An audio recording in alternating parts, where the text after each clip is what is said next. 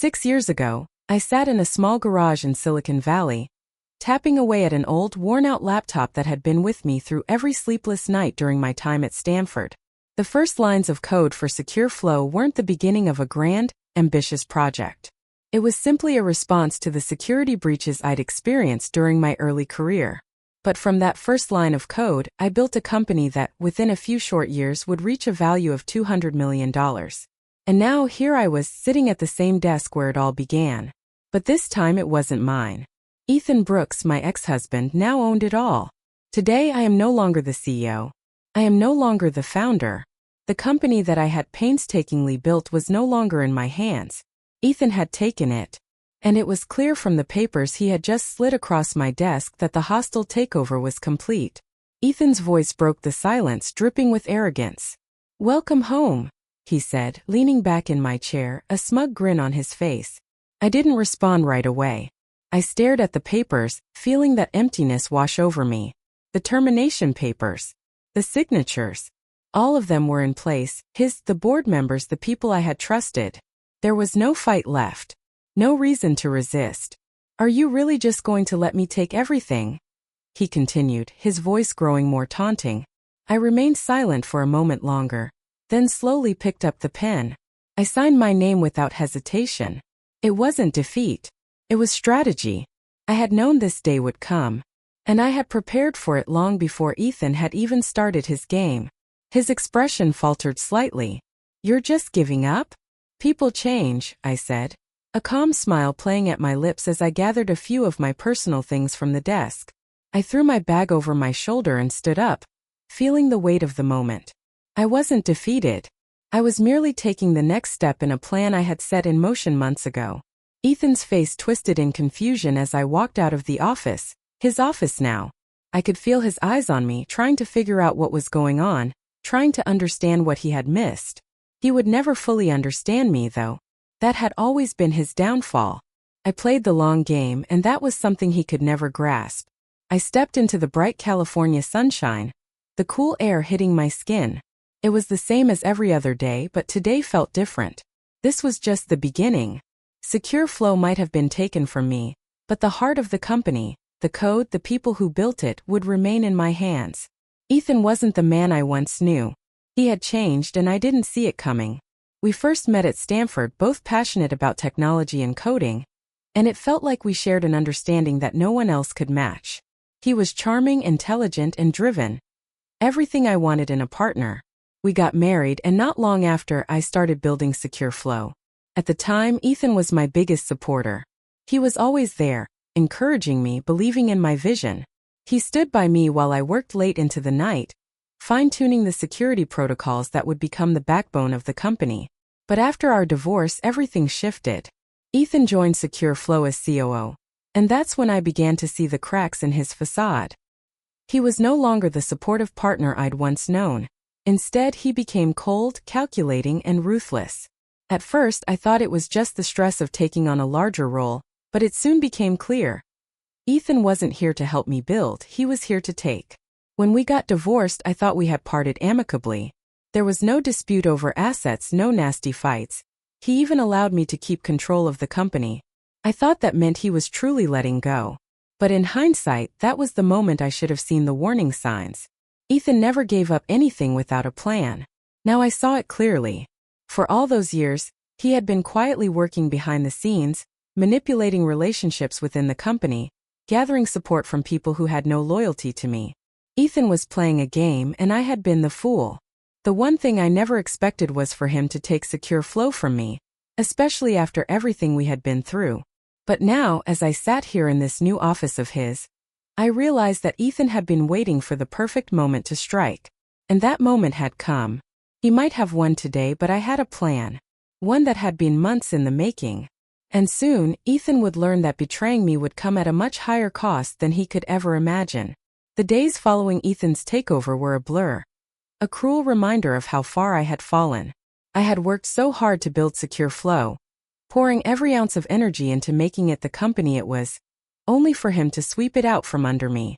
At first, I tried to stay focused on the next steps, on the damage control I could do now that I was no longer at the helm. But it was clear to me that something was off. I couldn't shake the feeling that there was more to Ethan's move than just the termination papers. Something in my gut told me this wasn't over. He hadn't just taken my position, he was after everything I had built, down to the very foundation of Secure Flow. The first signs that something was wrong came shortly after the divorce.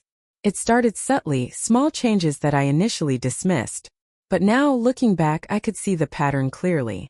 Ethan had always been the type to play the long game, and once we parted ways, it became evident that he wasn't simply interested in ending our marriage.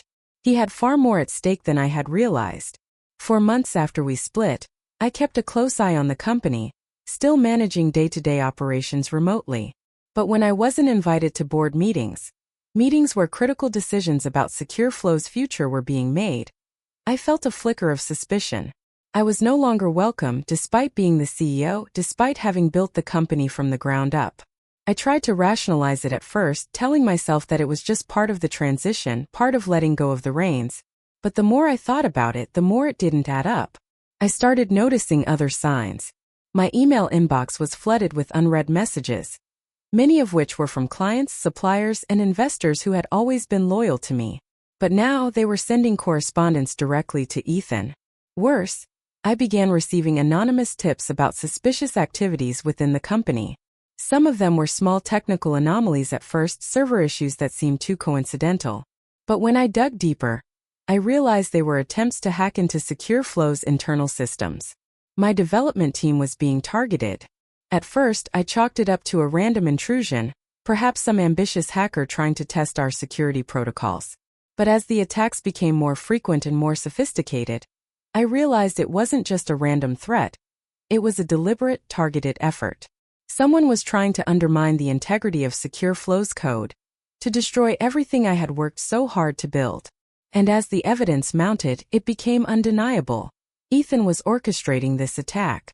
He wasn't just taking over my company, he was systematically dismantling it, piece by piece. That was when I decided I had to act. I couldn't afford to sit back and watch as Ethan tore apart everything I had created. I had to fight back, not just for the company but for everything that mattered to me. The battle wasn't just about regaining control of Secure Flow. It was about reclaiming my life, my work, and my dignity. It was during this time of uncertainty and suspicion that I received the package.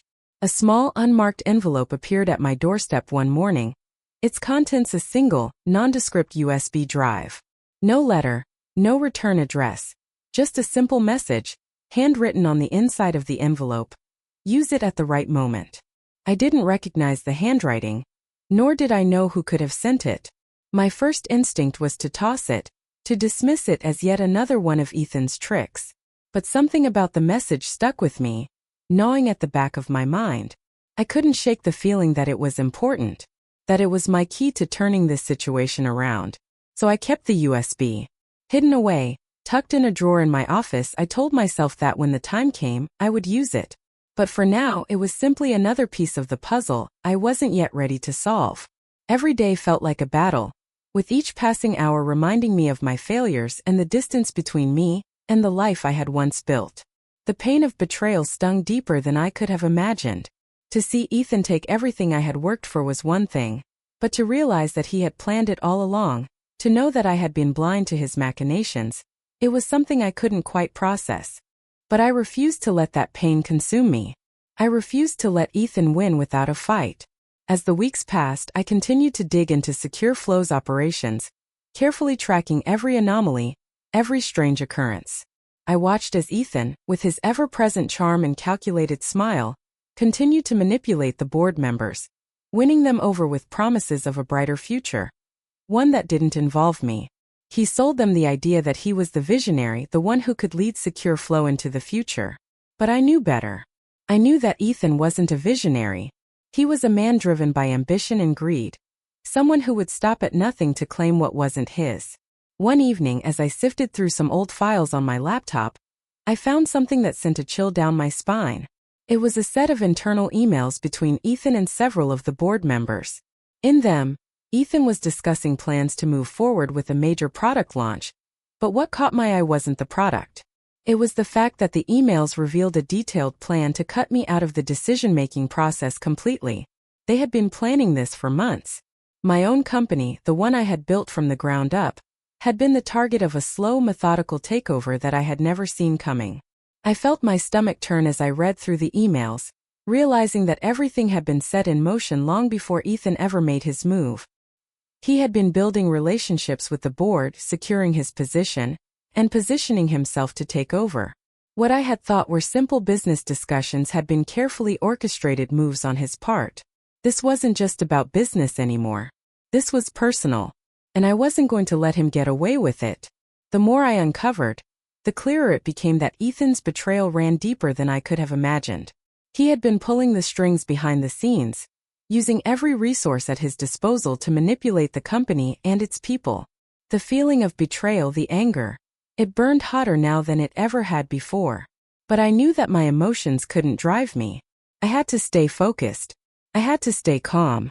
With every new piece of information I uncovered, the pieces of the puzzle started to fall into place. The USB, the strange email threads, the covert meetings with the board members, all of it was connected. I knew I had to act quickly. Ethan thought he had outsmarted me, thought he had won. But I had one final trick up my sleeve. The next step was clear. I would turn his own game against him. I would expose his plans, his deceit, and his manipulation. And when the time was right, I would strike. I didn't know what the USB contained yet, but I would figure it out. I would find a way to use it against him. The game had changed, and this time I wasn't going to be the one who lost. Each day passed with the weight of what was at stake, but my resolve grew stronger. Ethan had made his move. Now it was my turn. The moment where I would finally let him understand what he had underestimated about me. "You should have known better, Ethan," I finally said, my voice steady. "You took something from me, and now it's time to pay the price." His eyes narrowed, and for a brief moment, I saw a flicker of something. Anger, maybe frustration, but it quickly disappeared. He composed himself, trying to regain control of the situation. "This is just a temporary setback," he said, though there was no confidence in his words. "We'll fix this, Sophia. You'll see. I'll fix it." I leaned back in my chair, folding my arms across my chest, looking at him with cold detachment. "You think you can fix this? You think you can undo the damage? What you don't understand is that this isn't about the code. It's never been just about the company. It's about control, Ethan. And you never understood what really mattered here." His jaw clenched. "And you think you've won?" he spat. "You've destroyed everything we built together, and for what? To make yourself feel better." I looked at him, my gaze unwavering. "No, Ethan. I didn't destroy anything. You did that yourself.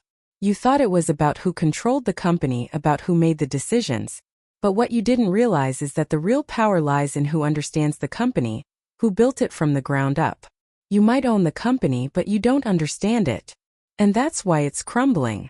Ethan took a step forward, his fists clenched at his sides. He was angry now, his facade of calm shattered beyond repair. "I understand enough," he said through gritted teeth. "You'll regret this." I shook my head slowly, feeling a strange sense of peace wash over me. "No, Ethan. You're the one who'll regret it. And it's not too late for you to walk away with some dignity." He froze at my words, his expression shifting. He wanted to fight. He wanted to prove to me that he was still in control. But I wasn't going to give him that satisfaction. "I'm giving you a choice," I said, my voice softening. "Walk away now. Leave Secure Flow behind, and I'll let you keep your reputation. People will forget. You'll be fine. But stay, and I will bury you with this company. Your leadership is a lie, and the world is about to see it." There was a long silence, and for a moment, I saw a flicker of doubt in his eyes. He was torn. He could leave, keep his dignity intact, or he could stay and fight, knowing full well he had already lost. He had no idea how to fix this, and deep down he knew it. But just as I thought he might relent, his pride took over. "You think I'll walk away from all of this?" he snarled, his voice low. "You've taken everything from me, Sophia. Do you think I'm just going to let you waltz back in and take it all over again?" I didn't flinch. "I didn't take anything from you, Ethan. You took it from yourself. You destroyed everything we had. And now you've destroyed yourself." He looked like he might strike me, but instead he turned away, his shoulders slumping as the weight of his decision settled in.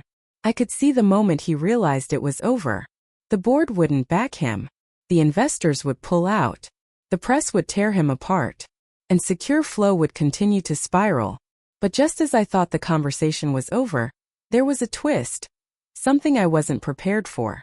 "I'm not the only one who betrayed you, Sophia," Ethan said suddenly, his voice dropping to a whisper. "You should know that." My stomach dropped. "What do you mean?" I asked, my voice cold. He didn't answer right away. Instead, he pulled out his phone and handed it to me. "Read it." I hesitated, then took the phone. The message on the screen was a shock. "CLA has been feeding me information about you. She's been working with me from the start." CLA, my oldest friend. The one person I trusted more than anyone else. My heart sank as I read the message again, the words not making sense. I had known CLA for years. She had been there when I started Secure Flow, had been a part of every victory, every struggle. How could she have betrayed me like this? I turned to Ethan, my eyes wide with disbelief. "No, you're lying." He didn't say anything, but his smirk was all the confirmation I needed. CLA had been feeding him information. She had been working against me this whole time. The person I had trusted most had been the one to tear me down from the inside. The room felt like it was spinning as the truth sank in. My mind raced. How long had she been doing this? Why? I had always believed CLA was on my side, that she had my back. But now I saw everything clearly. The betrayal, the lies, it was all there, hidden in plain sight. I didn't know how long I sat there staring at Ethan, the weight of the betrayal crushing me. But one thing was clear. This wasn't just about Ethan anymore. It was about CLA too. And the cost of trust, of loyalty, was much higher than I had ever imagined. The betrayal by CLA hit me harder than anything Ethan could have done. The one person who had been there for every sleepless night, every victory, and every setback was the very person who had been feeding my enemy information. My trust in her had been absolute. And yet, in the end, she had played me just as much as Ethan had. The truth sank in like a heavy stone in my chest. It wasn't just a betrayal. It was a shattering of everything I thought I knew about loyalty, friendship, and trust. But despite the shock, the devastation, and the raw pain of it all, I knew one thing. I couldn't afford to let this break me. I had already lost so much, my position, my company, my sense of security. And now I had lost a friend. But I would not lose myself. Not again. Not after everything I had fought for. Secure Flow may have been crumbling, but I wasn't going to let it go without a fight. And I wasn't going to let CLA's betrayal define my next move. Over the next few weeks, I focused on what needed to be done, rebuilding. The board was fractured. Many of them had been swayed by Ethan's smooth talking and promises, but not all. Some were loyal, others were simply unsure. It was time to remind them why I was the one who had founded Secure Flow, and it was time to take back what was mine. I called in the team. The real team, the developers, the engineers, the security experts who had built Secure Flow from the ground up. These were the people who believed in the vision, who had supported me when it mattered. It was time to regroup and rebuild, not just the company, but the trust that had been broken. We would get through this together. First, it was difficult. People were hesitant. They had seen what happened to Ethan, watched as his dreams of taking over the company came crashing down. Some were scared. Others were simply lost, uncertain of the future. But as we came together in meetings, strategy sessions, and late-night coding sprints, I saw the spark of hope reignite. I reminded them that Secure Flow was never just about the CEO, about the name or the title. It was about the work we did, the innovations we created, and the integrity we held onto, even when it seemed like everything was falling apart. We had something no one else had. We had the understanding of the code, the heart of the company, and that was more powerful than any takeover. It was more than just business. It was a shared belief in what we could accomplish together. Bit by bit, we patched the system. The chaos that Ethan had caused started to fade. The vulnerabilities were repaired, the security measures tightened, and most importantly, we started to rebuild the trust that had been fractured. The board members who had remained loyal to me began to step forward. And with their support, I was able to take back control of Secure Flow. It wasn't an easy fight. The scars from the betrayal were still there, and they would linger for a long time. But with each passing day, I could feel the weight of my victory growing stronger. Secure Flow began to rise from the ashes. We weren't just recovering, we were becoming something stronger, something more united. The lessons we had learned from Ethan's betrayal, from CLA's treachery, would stay with us forever. But they had forged us into a team that could handle anything. We weren't just a company anymore, we were a family. And we would never let anyone tear us apart again. As I walked through the office one evening, the familiar hum of the development floor filling my ears, I felt a sense of pride I hadn't felt in years. This was it. This was what I had fought for. Not the title, not the position, but the people who believed in me. And the company that would always be a part of me no matter what happened. But just as I thought the worst was over, and I could finally start looking ahead with hope, I received a call. My phone buzzed on the desk, the unknown number flashing on the screen.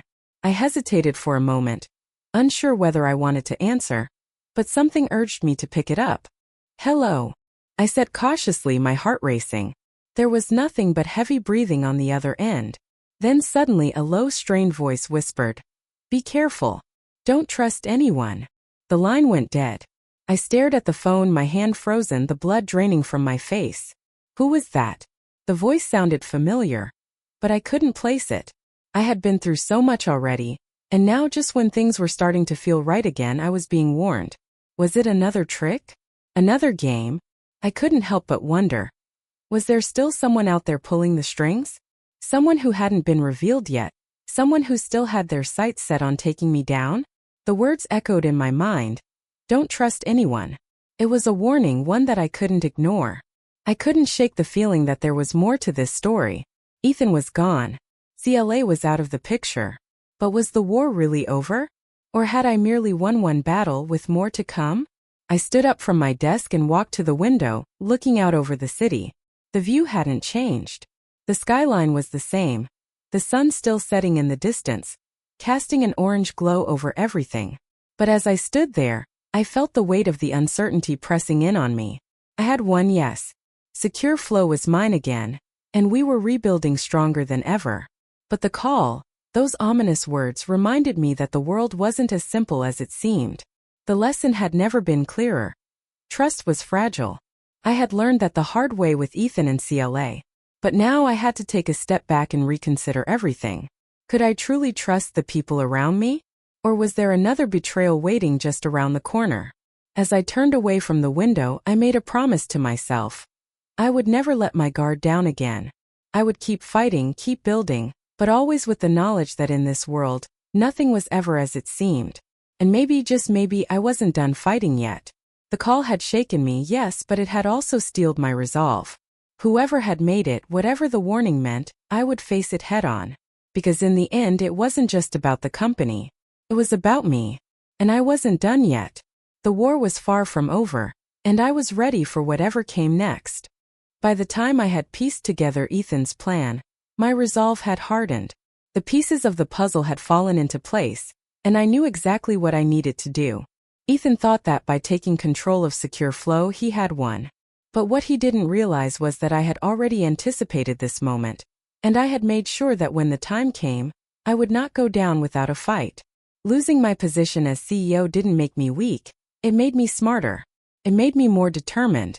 Over the last few months, while Ethan had been busy securing his position and building his empire, I had been preparing. I had hidden the backdoors, the fail-safes, the hidden lines of code within Secure Flow's system. All of them were programmed to activate when the company fell into the wrong hands, when Ethan would take control. And that moment had come. I had spent countless hours making sure the system was secure, designing it to withstand any external threats. But I had also taken the extra step, creating something more dangerous. A series of covert triggers that would destabilize the company's entire infrastructure the moment they were activated. It wasn't a full destruction. That wasn't the goal. The goal was to cripple the company in such a way that Ethan wouldn't be able to fix it immediately, to give me a window to retake control. And once I was back at the helm, I would rebuild it, this time stronger than ever. But before I could implement my plan, there was something I needed to do. Something I hadn't anticipated, but that had been left to me by someone who had been working in the shadows all along. That USB drive, the one that had arrived mysteriously at my doorstep, was my key. The day I opened the USB, my heart skipped a beat. I had no idea what to expect, But when I plugged it into my laptop, and it instantly connected to Secure Flow's internal systems, I knew. This wasn't just some random gift, it was a lifeline. The USB wasn't a trap as I'd feared. It was a tool that would help me regain access to the system that had been locked away from me. Whoever had sent it clearly knew I'd need it. Someone had been quietly supporting me all along, watching from the shadows. I didn't know who had sent the USB, but I didn't need to. All that mattered was that they were on my side, and they had given me the final piece of the puzzle. As the access to the system unlocked, I felt a rush of adrenaline. This was it. This was the moment I had been waiting for. Sitting at my desk, my fingers hovered over the keys. The decision was mine now. The code was in place. The triggers were ready. Ethan's empire was about to crumble, and he wouldn't even see it coming. With a steady hand, I began to type. The first line of code I entered initiated the protocol. The system began to hum as the first set of security measures activated. No one, not even Ethan, would understand what was happening at first. The attacks would seem random, glitches, server errors, brief lapses in security. But in truth, the entire infrastructure was slowly beginning to fall apart piece by piece. This wasn't just a hack. It was a carefully planned and executed assault on the very core of Secure Flow. As I watched the progress bar fill on my screen, I felt a sense of calm wash over me. This was the moment I had been preparing for, the culmination of all the work I had done in silence. I wasn't going to destroy Secure Flow. I wasn't going to erase everything I had built, but I was going to take control back. I closed my eyes for a moment, allowing myself to take in the gravity of what was happening. I had been betrayed. I had been pushed aside. But now I was the one in control. And Ethan? He would have to pick up the pieces of his shattered empire. I sat back in my chair, watching the system continue to crash, the screen flickering as the software destabilized. I knew what was coming. Secure Flow would face a full-scale crisis, one that Ethan wouldn't be able to fix immediately. As the minutes ticked by, I could feel the tension building. It was like standing at the edge of a precipice, waiting for the moment when everything would tip over. And once it did, once Ethan realized what had happened, there would be no turning back. The first sign of the breach came within seconds. A series of warning alerts popped up on the screen, indicating that parts of Secure Flow's security infrastructure were being compromised. The alarms were subtle at first, just small, inconspicuous errors, but I knew they would escalate quickly. Ethan would be blindsided. He wouldn't know where to start. And the best part was, he wouldn't be able to fix it fast enough. As I watched the system spiral into chaos, I felt a surge of satisfaction. This was the price of betrayal. This was what happened when you underestimated me. Secure Flow was about to experience a level of instability it had never known, and Ethan's so-called leadership would be exposed for what it was. A house of cards, ready to crumble at the first sign of trouble. But I wasn't done yet. The triggers I had set in place would cause major damage, but I had one final step to take. I needed to make sure that the crash would leave enough room for me to regain control. I couldn't afford to let Ethan recover quickly. He had taken everything from me. Now it was time to show him just how little he understood about what really made Secure Flow valuable. I opened a new window on my computer, one that would allow me to communicate with my most trusted allies. Claire, my lead developer, had been working with me for years. She knew how to handle this situation. She had been part of the contingency plan from the start, and now it was time to activate that plan. The countdown was ticking down, and we were almost at the point of no return. Within seconds, Claire's message appeared on the screen. "Are we good to go?" I took a deep breath and typed back, "It's time. Let's do this." I hit enter, and just like that, the final line of code executed. Secure Flow systems began to collapse in real time. Ethan's empire, the one he had spent months building, was crumbling right before his eyes. I sat back in my chair watching the chaos unfold. I knew the board would start panicking. Investors would start questioning everything. The media would jump on the story of a major breach in Secure Flow systems, and Ethan's smug face would be plastered all over the news, trying to spin the situation as best as he could. But he wouldn't be able to. Not this time. This was my moment. Secure Flow had always been more than just a company. It was a symbol of everything I had worked for. And now it was time to take back what was mine. As I watched the stock price begin to plummet, I knew that my retribution had only just begun. Ethan had underestimated me, and now he would pay the price for every deceitful move he had made. I had won, but this was just the beginning. The chaos within Secure Flow was more than I had ever hoped for. As I watched the stock plummet and the internal system issues continue to spiral, I couldn't help but feel a strange sense of satisfaction. This was what Ethan had deserved. The empire he had spent months building, manipulating the board, plotting behind my back.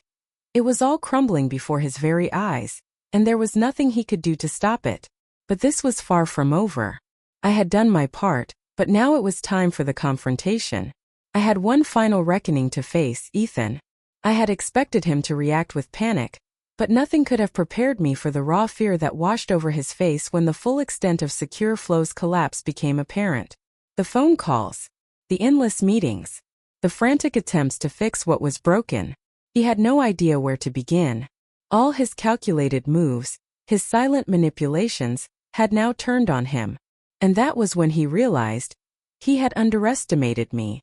He hadn't just taken over a company, he had triggered his own downfall. I watched from a distance as Ethan scrambled to regain control, as he attempted to piece together the broken parts of his so-called vision. His calm exterior was now replaced with desperation, his once confident facade shattered.